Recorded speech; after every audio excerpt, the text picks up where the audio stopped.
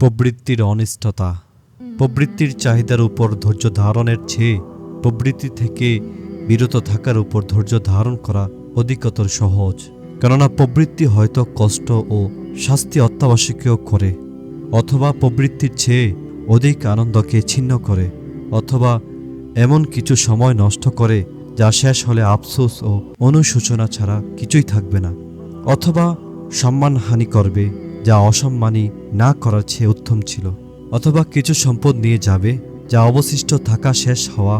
চেয়ে উত্তম, অথবা প্রভাব প্রতিপত্তি নষ্ট করবে যা বিদ্যমান থাকা বিনষ্ট হওয়ার চেয়ে উত্তম। কোনো নিয়ামত উঠিয়ে নেওয়া হবে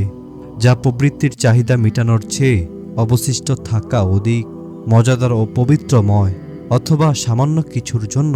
পথ করে দিবে যা ইতিপূর্বে সে পায়নি, অথবা দুশ্চিন্তা, বিষণ্ণতা, উদ্বিগ্নতা, ভয়ভীতি ইত্যাদি নিয়ে আসবে যা প্রবৃত্তি আরামের ধারে কাছেও নয়, অথবা এমন কিছু এলম ভুলিয়ে দিবে যা স্মরণ করা প্রবৃত্তিকে পাওয়ার চেয়ে অধিক মজাদার, অথবা শত্রুকে নিরাশ করবে এবং বন্ধুকে নিশ্চিত করবে, অথবা